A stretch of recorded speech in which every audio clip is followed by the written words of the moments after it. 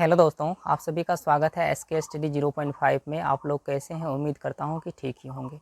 आज अपरिभाषित और अनंत में अंतर समझेंगे। चलिए देखते हैं। देखिए, इन चीज़ों को दो केस में समझेंगे। केस फर्स्ट, हम मान लेते हैं x जो है वो 0 के बराबर नहीं है। जब x 0 के बराबर नहीं है तो x का वैल्यू 1, 2, 3 कुछ भी हो सकता है। तो मान लीजिए x का वैल्यू 1 है, तो x बटा 0 कितना होगा ये निकालने का कोशिश करते हैं। तो देखिए, x बटा 0 बराबर मान लेते हैं a है, ठीक है। मतलब x बटा 0 जो है वो a के बराबर मान लेते हैं। तो यहाँ देखिए, x का यदि हम वैल्यू निकालें तो इसको गुना करना पड़ेगा। तो a इंटू 0 और x का वैल्यू कितना है 1, तो a इंटू 0। तो आपसे पूछें जो a का कोई ऐसा वैल्यू बताइए जिससे 0 में गुना करने पर 1 आ जाए। तो आपका जवाब होगा a का कोई भी ऐसा वैल्यू नहीं है जिससे 0 में गुना करने पर 1 आ जाए।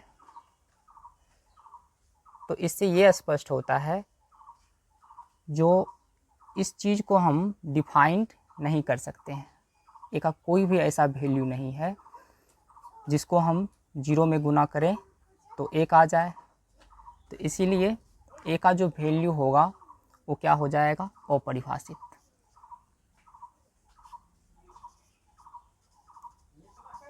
अपरिभाषित यानी इसको हम बोलेंगे अनडिफाइंड। यानी x का कोई भी ऐसा a का कोई भी ऐसा वैल्यू नहीं है जिसमें हम क्या करें 0 में गुना कर दें तो 1 आ जाए। तो इसीलिए हम इसको बोलेंगे अपरिभाषित है। ये परिभाषित मैथमेटिक्स के अंदर नहीं है, ठीक है। तो अपरिभाषित ये चीज़ें होता है। तो हम कह सकते हैं जो x बटा 0 जो होता है वो क्या होता है? अपरिभाषित होता है। अपरिभाषित होता है, ठीक है। x का वैल्यू कुछ भी हो सकता है, 1, 2, 3, लेकिन कोई भी नंबर में हम 0 से भाग लगाते हैं तो क्या आता है? अपरिभाषित आता है।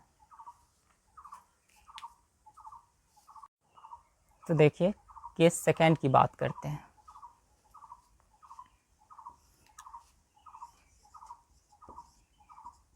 केस सेकेंड, इसमें मान लेते हैं x जो है वो 0 के बराबर है। तो x बटा 0 वो कितना होगा